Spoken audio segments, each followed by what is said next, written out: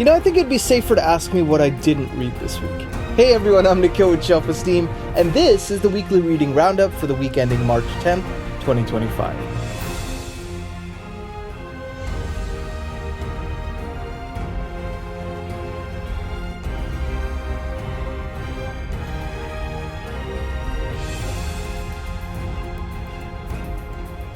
Hey everyone, welcome back to the channel. I'm Nikhil with Shelf-Esteem. I'm a composer, now also booktuber. You can find my music in the Wheel of Time Season 2, His Dark Materials Season 3, and the newly released Blessed Be the Eternal, the Idan trilogy main theme for Philip Chase's wonderful fantasy trilogy. I wanted to talk to you a little bit about a weekly reading roundup because another week, another roundup. Now this week was a little bit special because I have been reading very widely lately, and I always like to make sure I don't experience reading burnout. So at the moment that my attention would waver, I would switch to another book and then another book. And somehow, when you have that many books floating in your mind, at least for me, I'm actually able to retain the information even better because I'm not letting myself gloss over anything. I have my full attention for the time that I'm reading that particular book. So it's been kind of a new discovery for me, and especially reading a lot of these chonky fantasy series, dense things, prose that force you to slow down and really take in what you're reading. Reading just blazing through it. It's not a beach read, right? So you need things to juxtaposition those. And I kind of figured out that somehow this completely scatterbrained version of trying to read all the books you want to read has been serving me really well. So let's talk a little bit about it. If you like this kind of video, please like and subscribe. And as always, now on to the books. So, first of all, as you can see from that stack, I read more of Dead House Gates. This is the official channel read-along for Malazan, Book of the Fallen. We are on book 2 right now. And if you want to join us, it's not too late. We're doing these with break months, plenty of time in between to catch up between books. So feel free to join us if you've always kind of wanted to read this series, if you fantasized about it. Fantasized. If you've always wanted to read this story and this series, and you have been intimidated by it, we have a loving community of people who are there to help out. Whether it be newbies like myself or Malazan veterans who've been very kind and generous with their time, chatting in the Discord channel, chatting on the FABLE app, where we go chapter by chapter there, and in the Discord we go section by section, just offering unique insight because they've read it multiple times, some of them. So really, really wonderful stuff. But I am on chapter 20 now. There's only 24 chapters, I believe, in this. So I am where in book 4, Dead House Gates, self-explanatory title there. I gotta say, Felison continues to be my favorite Malazan character. Her arc is insane. The PTSD she suffers at the beginning of the book, and her complex relationship with the people who perpetrate those crimes against her. And then, how she evolves as a character throughout the book. Fascinating. It's going in places I never would have expected. And that's the thing with Steven Erikson. He leaves you guessing. But it's always in service of the characters. It's always in service of the story. Now, Malazan can be really, I guess, intimidating, right? Because it's so massive. The world building, the lores, there's like multiple continents, there's hundreds of thousands of years of history, and Steven Erikson drops you right in the middle. But somehow he is able to balance all these things while pushing characters forward. And that's one thing I've really enjoyed. I've loved reading about Crocus, some of the other characters that you'd seen in the first book. I'm very curious to see, kind of where all this stuff is going to converge in these final pages. So I'm really enjoying this. I got to say, this is far better than Gardens of the Moon for me. I get the feeling once I finish, it's going to be 5 stars unless it completely, just messes up the ending. But I don't think it will. So I'm very excited to continue on Malazan. And this is the book, actually, that got me to say, I'm not only going to read the 10 books, I'm going to read the side stories, the other trilogies and stuff like that as well. So definitely check out Dead House Gates. If you read Gardens of the Moon, the first book, and you were a little lukewarm on it, I'm telling you, this will deliver all the things that you felt were missing. So this was the first book I read. Now, the second book was a little bit of a, spontaneous decision. And I've been trying to inject more spontaneity into my life because I find I really crave variety, and I get tired of doing the same thing over and over again. Like if I tried to read this Malazan book, then I would probably burn out on it if I was just going Malazan to Malazan, right? And just reading these dense books. So it really helps me to kind of break it up, take a couple days off, go to something else, come back, And this weekend, I've kind of had more time to dive into stuff. So the second book I read was one I picked up randomly in Barnes & Noble. I was actually having kind of a tough week, and Linda, my wife, treated me with a book at the Barnes & Noble not too far from us. So that was really sweet of her, and it did lift my spirits, even though this book is pretty dark. And this is called Chaos: Charles Manson, the CIA, and the Secret History of the 60s.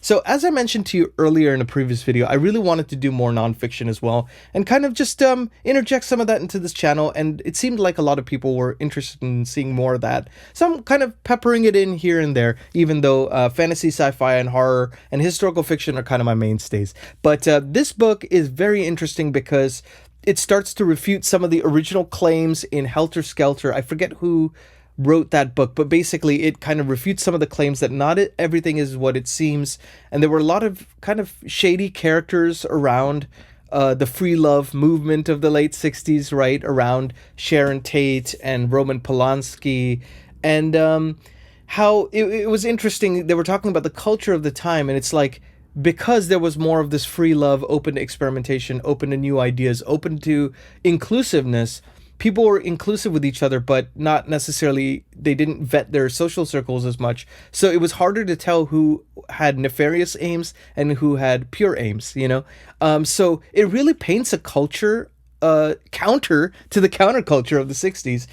I always thought that the kind of hippie movement, the free love movement, I always saw it romanticized quite a bit. And this shows a little bit of the darker side of it, which was kind of cool to see. I'm about 100 pages in. Now, this book is actually only 400 and something pages. It looks like I haven't gotten that much done, but a lot of it is actually notes. And so I'll probably peruse some of these, but a lot of them are footnotes. So you'll see, but it is really well paced, and Tom O'Neill is done a fabulous job kind of researching this stuff over 20 years, I believe. So if you haven't checked it out, great book. Really enjoying this so far. Helping me break up the darkness with more darkness. Can never have too much darkness, right? So the third book I've been reading is James Michener's Alaska. Now, this is historical fiction epic, but it's kind of got a little bit of a history textbook feel to it if the history textbook was written like a drama. I think that's the best way I can describe it. It first talks about Alaska forming as a piece of land, and like hundreds of millions of years ago, right? And then kind of evolves to 29,000 years ago, and the first people walking over the land bridge, which it rightfully says, like, hey, the land bridge was like hundreds of miles across, and only 60 miles, horizontally, right? So it didn't feel like a bridge for them. It wasn't like they were probably thinking, this is all postulations, right? But it's not like they're thinking, oh, we are crossing into new territory. They're like, hey, oh, maybe there's food over there.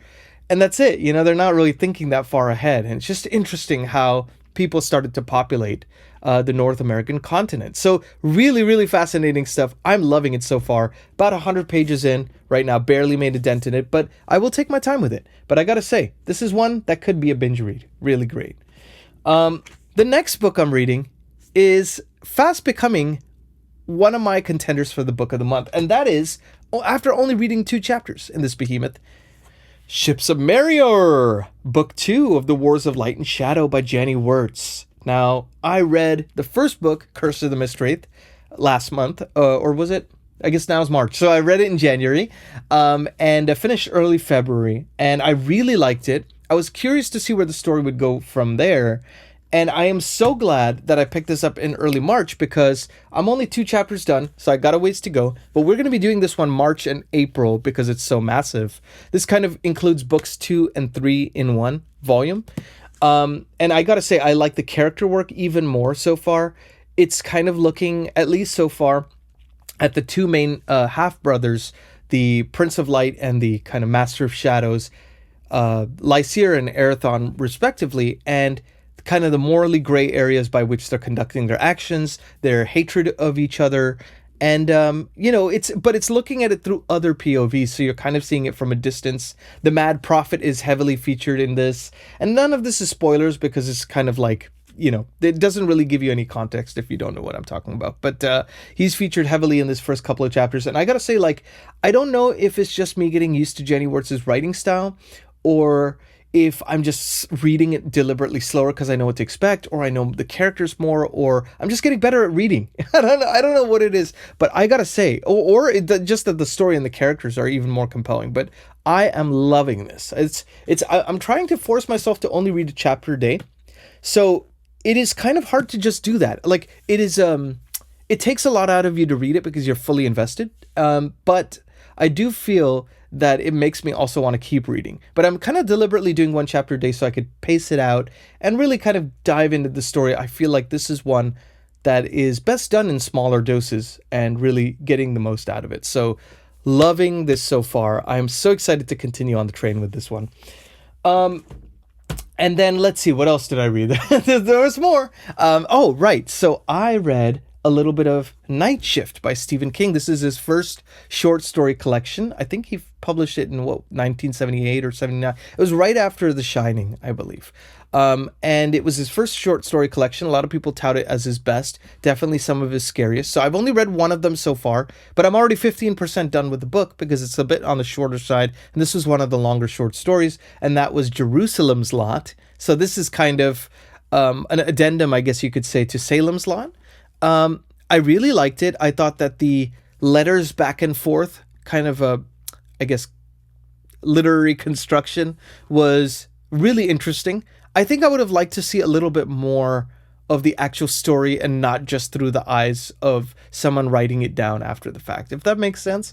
I think I would have liked to see a little bit more of it, but I actually did like it. I think it did add something to Salem's Lot, a contextual reference and stuff, and it was pretty dark. It was pretty harrowing. So if you haven't checked that out, I highly recommend it. Looking forward to reading more of that. And wait, there's more.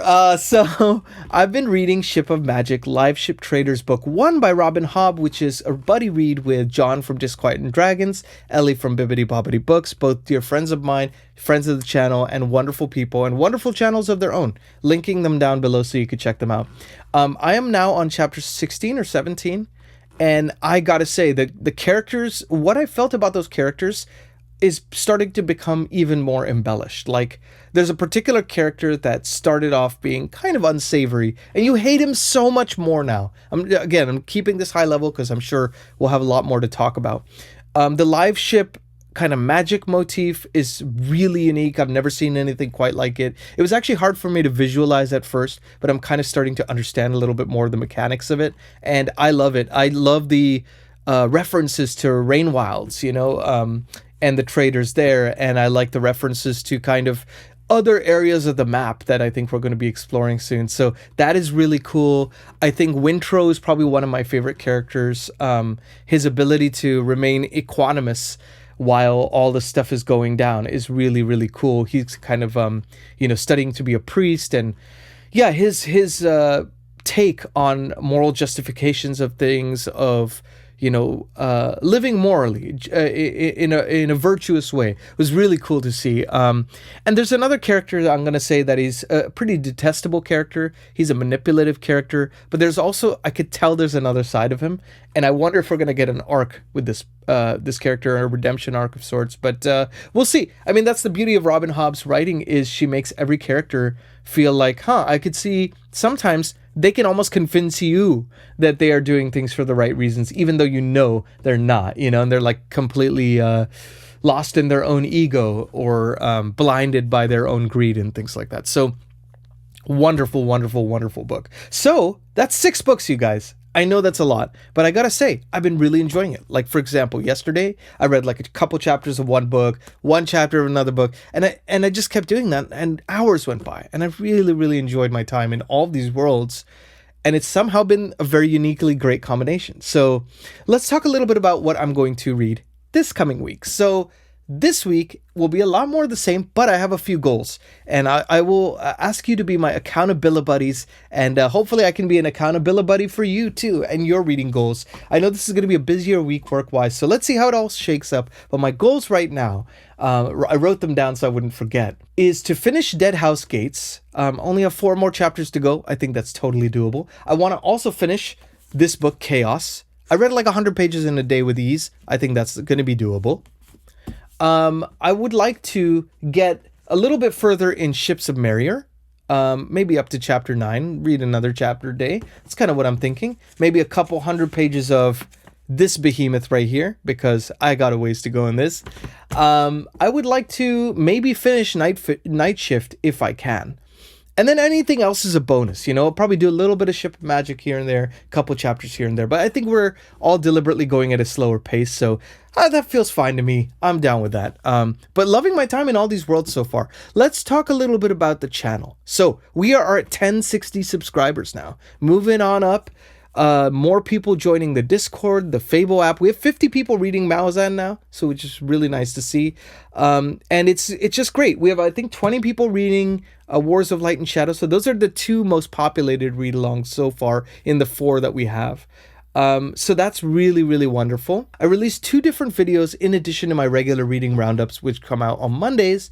On Wednesday, I did a February wrap-up. So that talks a little bit about everything I read. Did I finish my reading goals? Did I fall way short? You know, that kind of a thing. And then I also talked a little bit about the music projects and things like that that happened in there. All the live stream discussions I got a chance to take part in, both on my channel, on other people's channels. So definitely check that out as well. I'm linking that up here. If you so choose, you could check that out.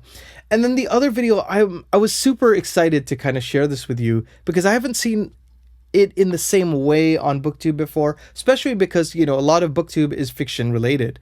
And so I wanted to kind of toe the line and talk a little bit about nonfiction and fiction, but more specifically books that make you think. I think, you know, Karina, who's a friend of the channel, had aptly said in that video's comments section that, you know, books that make you feel, you know, often make her think. And I feel the same way. But I also feel that, you know, books in the nonfiction category and the fiction category kind of should have their own little subcategories, right, when I talk about this stuff, because they're very apples to oranges. So I ended up picking 5 nonfiction reads and 5 fiction reads, both standalones and series that you could check out that were really thought-provoking, kind of influenced my life, my worldview, broadened my horizons, I guess you could say. So definitely check that out up there. I'm really happy that so many people were liking it. I'm trying to always find unique things to talk about on BookTube because, you know, there's so many great channels out there and they have so much wonderful, astute viewpoints to talk about when it comes to all these books. So I always try to find a different angle if I can, you know, and talk about something that comes from a direct experience, because I think that's the fun about this, is to have that dialogue and go direct to direct, you know, and just chat about our own worldviews, because that's what makes us unique, right? So so let's talk a little bit about the channel schedule. So this is that reading roundup that's on Monday. I also want to do a kind of a funny Stephen King video. I wonder, should I tell you guys about it right now? You know what? I'm going to leave it, actually. I'm going to leave it as a surprise, but there's going to be a fun Stephen King video that's slightly a little bit different, something I haven't really seen on BookTube. So keep an eye out for that one. I'm going to decide whether to do that one Wednesday or Friday.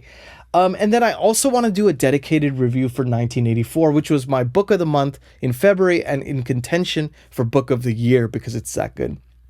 This is by George Orwell, and all the rumors are true. It does live up to the hype. I think it exceeds the hype, and that's pretty hard to do for a book as hyped up as this one, because it's kind of in the cultural lexicon now, right? Big Brother's always watching, mind control, government surveillance. All these topics have been covered since 1949 when it was first written, but I feel like it is so much darker, so much bleaker, and so much more prescient for the times than, you know, on first glance. So I really feel like it deserves its own dedicated review. I haven't done too many reviews on here, but I will put up a poll in the community poll, and I would love to know in the comment section after you watch this, would you want to see more dedicated reviews? I know they typically don't do as well on BookTube, but I'm happy to do it if you want to do it. So you just let me know if that's something you'd want to see more on the channel. So that's kind of the channel schedule. Let's talk a little bit about the music front. So a very exciting announcement I wanted to make. So anyone who knows me knows I'm a big fan of the Wheel of Time series. I got a chance to work on the show as an additional composer and also music team lead for season 2. And I got a chance to contribute a little bit for season 3. And Dragonmount, the #1 Wheel of Time fan site, the oldest Wheel of Time fan site since 1999, I believe. They have a wonderful YouTube channel. They just had Rafe Judkins, the showrunner of the series. Then they had Madeline Madden on there, who plays Egwene, doing an interview as well.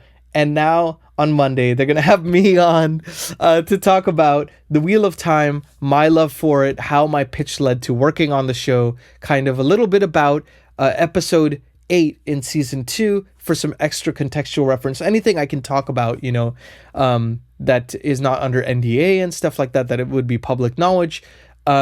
Regards to that season, because they're doing what they're calling a rewatch party or a rewatch party in anticipation of season 3 coming out in just a few days here. So it is an honor to be on their channel, and that's going to be on Monday at, I believe, 5:15 p.m. PST. I'll leave the link in the description so you can check that out. But I hope you'll enjoy that and join us, when we do this live stream, because I think it'll be a lot of fun to chat with some of you there amongst all the other Wheel of Time fans. So that's the first thing.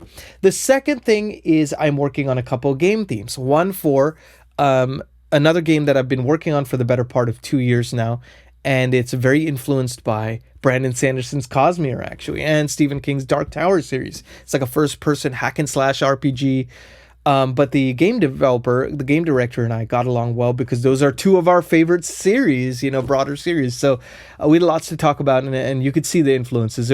It wears it on its sleeve whilst being something completely different. I don't know if that makes sense, but working on that. I'm working on an official main theme for my wife's company, Curse Magic. They are working on their first title, so very excited to dive into that fully head over heels. I'm working on a couple of library tracks as well. Library tracks are basically tracks that you write that are like a minute to a minute and a half in length, maybe in a specific genre, and they use that to try to place it in different types of shows and stuff like that. But they're called needle drops because they sync up to a particular point. When you hear music that is not necessarily composed for a show, but it is dropped into the show. So that kind of a thing. So I'm going to be working on that. I have some prep to do for Game Developers Conference, which I'm leaving next Monday, so a week from the when you watch this, presumably. And I'm gonna try to find some, figure out some content and have that uploaded so that you'll have something to watch while I'm gone for that week. But that is going on. And then I wanted to show you something that really means a lot to me. So I hope you got a chance to watch up to this point. But I might have mentioned to you I got nominated for an SCL award, a Society of Composers and Lyricists award, alongside Inside Out 2 and Nosferatu. I didn't end up winning, but losing to Inside Out 2 is quite an honor in itself. So I was very grateful for that, for my score for Dead Whisper. And so just recently, I wanted to show you this. I got the certificate. So this is the Society of Composers and Lyricists. And there it is. And the cool part is, if you look at the signature here, because it's signed by the president and the VP. VP is actually a good friend of mine. And this signature here is Charles Bernstein. Now, you may know him as the composer of the Nightmare on Elm Street movies. So really freaking cool. And it was a great honor to be nominated for this award. So it just means a lot. I'm definitely going to frame this. I was actually thinking of getting, I need to do this at some point. But I was thinking of getting a Wheel of Time season 3 poster, his Dark Materials poster, and kind of making a collage somewhere. If I could fit it on a, empty space here on the wall or something. But all good things in the music front, in the reading front. More importantly, I always like to hear from you because I could blather on for hours if given the chance, but I should keep this relatively short.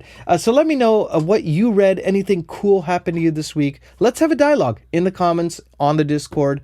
Just let me know how you'd like to chat with me. I just love chatting with you all. It's actually a highlight for me. And, I know that we are creating a community here, one book, one person at a time, brick by brick. And I'm just grateful you're all here. It's a really life can be, especially in this career, can be very up and down, And I feel like the through line has been community for me these last year or so that I've been on BookTube, almost a year. And, you guys are a huge part of that. So I just really appreciate you being here. And I would love to hear from you and just kind of hear what you've been up to, what you've been reading, and anything cool happens. So with that, I'm Nick Hill with Shelf-Esteem. Be good to yourselves. Be good to each other. I will see you as always on the next video. Take care.